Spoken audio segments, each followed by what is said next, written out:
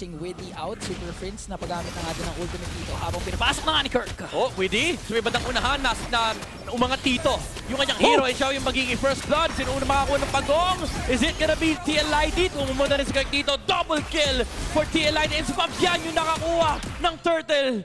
Tatlo yung nawala dito sa Onyx Philippines. Sila naman yung mag-attempt ito. Oh, conceal mula kay Widdy. Mansipa, King Kong again with the ultimate. Papalabela yung Joe! Take it to roamer of TLID. Pero tutumba rin naman sa Brusco. Medyo mali yung kanyang entrada dito with a title strike. And nandun na yung SOD. Kelra coming in. Kill! Fabian! Nakuha niya yung Lord! And si Kelra dito ay mababa kanyang buhay. And Aaron Chicky with a dash and wrap. So di napatay niya si Kelra. And hindi pa nila mapatumba. Yung Granger nakalabas pa with a Tetsu na attempt ng Hush! Yung sige sila Kelra pero nando na nga yung turn ng Onyx Philippines. My turn with Brusco leaning si Charge King Kong dito sa may bandang likuran. Mapapatumba si Hazekiel. Naiwan pa si Widdy sa harapan. And si Aran na ba ang susunod dito na stun si Brusco pero makakatakbo pa rin naman siya with the title strike.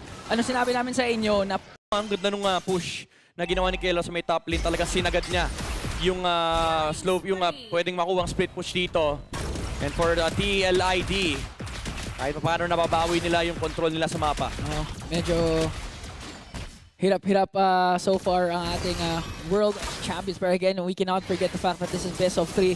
So if ever matalo man yung defending world champions, makakabawi at makakabawi pa. Pero so far, medyo may kaalamangan kasi talaga ngayon ang TLID. And again, we have to wait for the Lord, nasa TLID yung Lord. Okay. Pero mukhang nakakadepensa ang Pre, ang Onyx galaw ng Philippines. kamay Pero, mo, pre. Teka, sige. Pre, ako na nga. Ang galaw.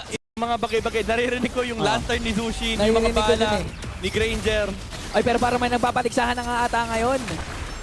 Naglo-Lord dance. May conceal. May conceal ako narinig. May conceal na nangyari. May nag-conceal ata nangyari ngayon.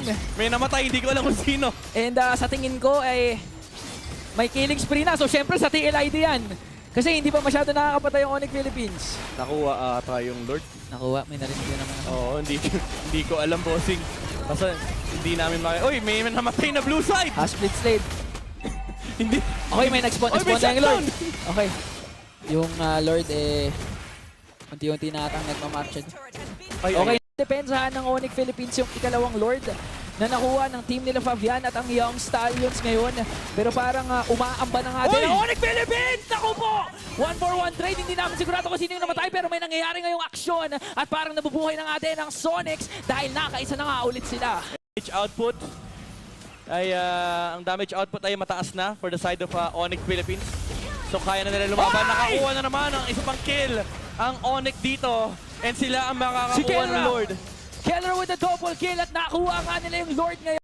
Yung Hanzo kanina si Kyrie yun pero pareho naman kasi silang pogi. So ibig sabihin nun marunong sila gumamit nun Oo, uy, conceal. Ay, may nag-conceal dito. Hindi kami sigurado kung sino yung nag-conceal dahil wala kami Uri nag-flicker doon. Parang si Widdy ata yung from flicker doon. Daga lamang may na-shutdown nga at nakapatay yung TLID. Nakalamang ng isang hero, nakalamang ng bahagya. Pero lumalaban pa rin naman ang Onyx Philippines. Nakadalawa na ang TLID. Naku, tatlo pa. Triple kill ata. Double kill para kay Aaron Chigi. Okay. Okay. Mga kababayan po namin. Pagpasensyahan nyo na po. Pagpasensyahan nyo na po. Dahil kasi wala kaming makita. Yung ultimate ni Hellcurt ay napakatagal. Oo. Unli cooldown ata yung ulti ni Hellcurt dito. Oo. Pero huwag kayong mag-alala, kita namin sino lamang. Kita namin sino lamang. Unti-unti na nga pumapasok ang Young Stallions ngayon na kahit maraming nagsasabi na medyo shaky ang kanilang nagiging performance up against the World Champions. Medyo okay! Sino naka-tower lock?